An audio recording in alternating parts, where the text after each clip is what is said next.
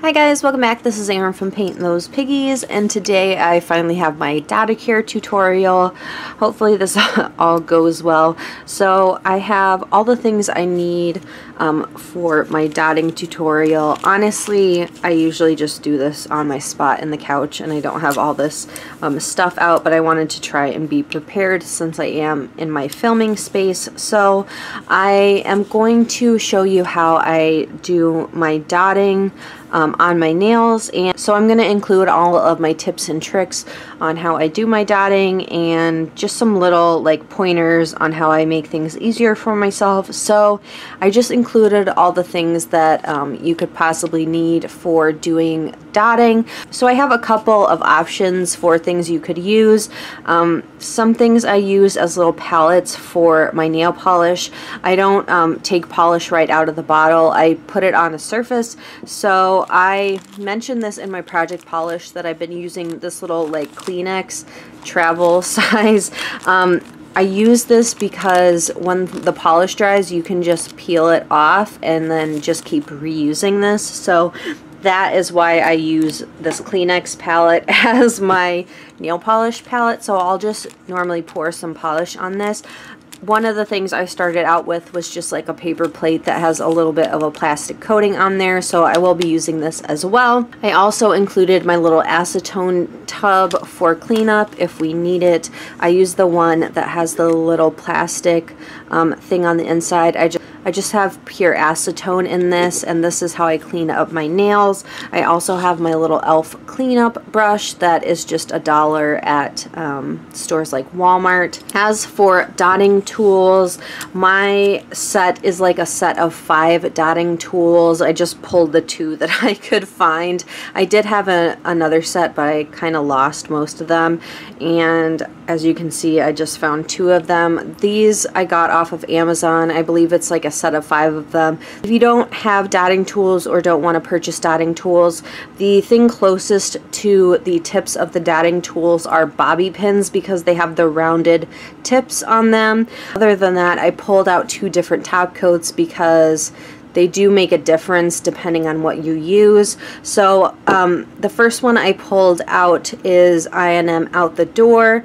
I have worn this manicure all day. This is OPI's. It's a Piazza cake. So my first tip for starting your dotting is to put a top coat on. It doesn't have to be super fast drying, but I would put a top coat on to start with. It just gives a base for the polish to not stick to the other polish on your nails, if that makes sense.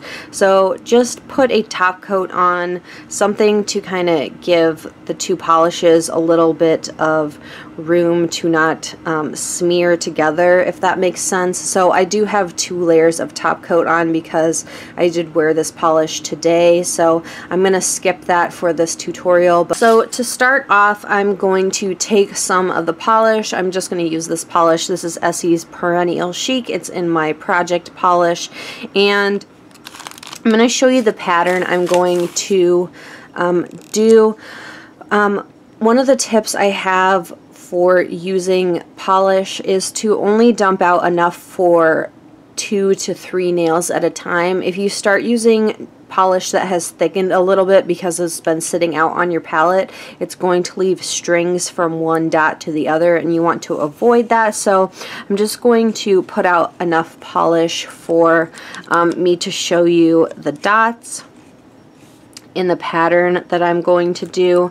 So with the pattern of the dots, you're just going to start a row and then alternate dots in that second row. So here's my little dot of polish, and I'm just going to show you on this plate before I start on my nails. Here is the biggest dot I have. So I'm going to act like I'm showing you on my nails, and I usually start with 2 dots, and so I'm pretending like that's the start of my nails. So I'm going to start with 2 dots and then pretend like I'm going towards the end of my nail. So I start with my 2 dots, and you're going to start alternating your dots. So you're just going to go in between the dots, and this is how you get a good uniform polka dot. So now I've gone 2 dots and then 3 dots in between. So now I'm going to go in between those 2 dots. So I've started with 2 dots, now I've gone in between, now I've gone in between again. So we're just replicating every other row what we've done in between. So now I'm going to do 3 more going in between. So that's how you create your uniform pattern. You just go every other row in between the dots that you've already done. And that's how you really create that uniform look. So I just wanted to create this on a bigger scale so you can see it, not on my tiny nails. So we'll just do one more row. You're going to create that 3 dots, just going in between every dot. And another tip that I have, you want to make sure you have equal pressure on your dots. You can see that last row that I did. You don't want to put too much pressure on your dots because you'll leave divots in the dots, and that will create non-uniform dots. Here I'm doing it over here, so you don't want to push too hard on your dots. You'll leave imprints, especially if your nail's not dry. This side I'm doing dots with a lot of pressure, so you can see these aren't very uniform right here. So this is too much pressure. And then if I do dots with not enough pressure, they'll either be not the same size. That was a tiny little dot. They'll either be not the same size, or you'll end up with thick gloopy dots and they'll never dry. So you want to make sure you're giving even amounts of pressure. So both scenarios, too much pressure and not enough pressure, are both not good scenarios. So you want to make sure you're giving even pressure. So my middle nail, I usually do 2 dots. I don't have very wide nails, so I don't do too many dots across.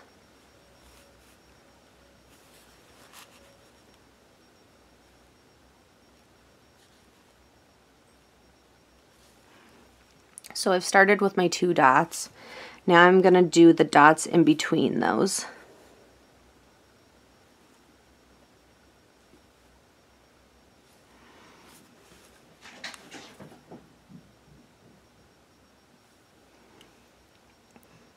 So now I just keep alternating going in between the spaces.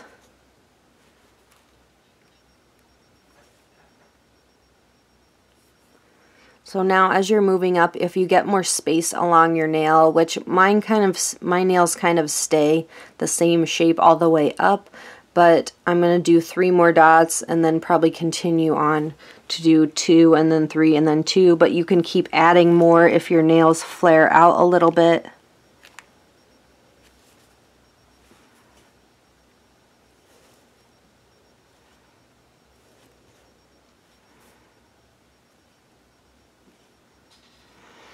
And if you get a little bit of space at the top, you can always do some little half dots at the top. I do that sometimes. And then there's your finished nail. So I'm going to move on to my pointer finger, do the same thing. I'm going to do 2 dots down here. And then alternate in the spaces. See, my polish is already getting a little dry because I saw a string come from this dot right there, so I'm just gonna work quickly.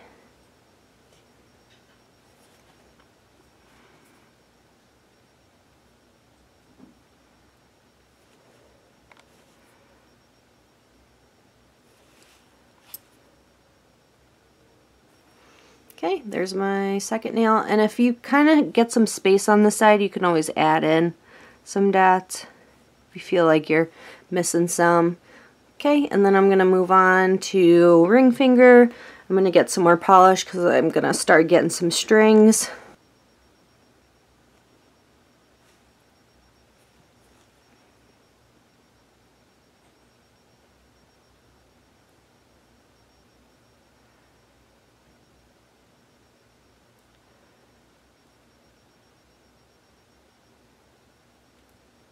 Hi, Amy.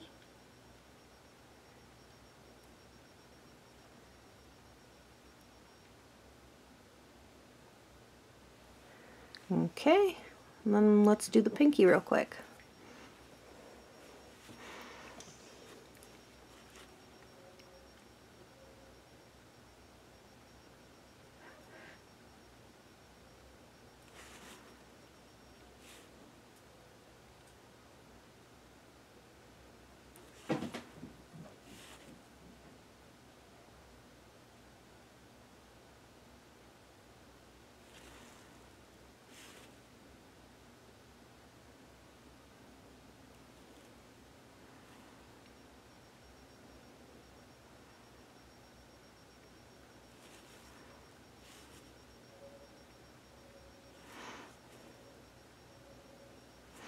Okay, so there are the dots. So even if they're not perfect, creating like uniform rows of dots makes it seem like they are perfect. So they might not all be uniformly perfect, but people can't really tell. So I mean, they're not perfectly straight or all the same size, but creating those perfect rows makes it look, it gives it an optical illusion that they're perfect. So I'm going to let them sit for a second and then talk about top coats. So there is a difference in the top coat you use, and that's going to make a difference with how your dots come out. So let me zoom you out just a second. So with top coats, that can make or break your manicures. So for this, there's a couple things. I would not put top coat on just like this. These dots are far too wet for top coat right this second, so I've got to let them sit for now. So I basically only use Seche Vite because I know that Seche Vite would not smear my nail art, polka dots, stamping, etc. I wouldn't use Out the Door or basically any other top coat that I have because I know that it will smear. There's also something called floating your top coat, which basically like when you put an excess amount of top coat on and float it above your nails. I'll show it really quickly on the plate. I'm gonna do some new dots and I'll give you an example real quick. Okay, so here is my little example on my plate, and I'm going to show you the difference between top coats. So I just threw some little dots on here to give you an example. So I'm going to show you one example of my I&M Out the Door, and I'm just going to use a regular amount of top coat, and these dots are not dried all the way yet.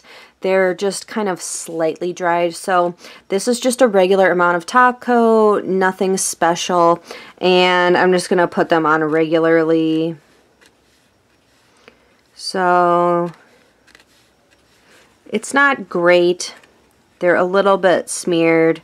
I'm just gonna go over them a couple of times so you can see that the tips of the dots are a little bit smeared. So it's not great. It's not like life-changing, ruined or anything, but I've done this many times. So it's not, I mean, you could wear it, but it's not like amazing. So that was with Out the Door, and I let it dry for maybe a minute or two.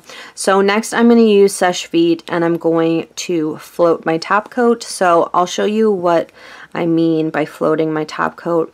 I'm going to use quite a bit of glob of top coat on there, as you can see, and I'm just going to float it over the dots, and basically it allows the top coat to float over the dots without not touch them and smear them. So here is the difference. So I used quite a bit of the Seche Vite. And that's what it means to float over the dots, to float over your polish. So it's not actually touching the dots and smearing it. So you can see that instead of the brush smearing the polish on the dots, you've got quite a healthy amount of top coat on there, but none of the dots are actually smeared. So that is what I'm going to do to my dots on my nails, and I'm going to zoom out and show you how to float the polish on my own nails. So here are my nails, and I let the polish dry quite a bit, so I'm not worried about it smudging at this point, but I'm just going to, you can see that quite a bit of top coat on there.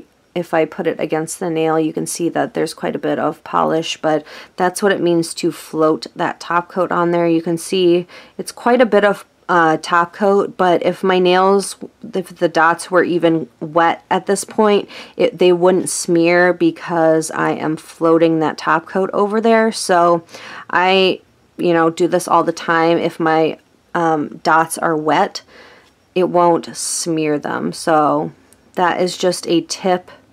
If you want to do some nail art and you're in a hurry, you can always float your top coat over it and it will not be a problem smudging it. I would only try this with Seche Vite or a top coat that you know can float over nail art. So there are my non-smudgy dots. I know that Seche Vite is the only top coat that works for me to float my manicures with, so that is what I do. But any other top coat for any other polish that doesn't have nail art works fine, but Seche Vite is the one I use to float nail art manicures. So that is my finished dots. I hope you guys enjoyed this and it brought some light to the fact that my polka dots are not perfect. They just are lined up well so that they kind of have the illusion that they are perfect, but they're not, you know, perfectly sized or anything like that. So I hope you guys enjoyed this tutorial and that it was helpful to you. So thank you guys as always for watching, and I'll talk to you in the next video. Bye guys.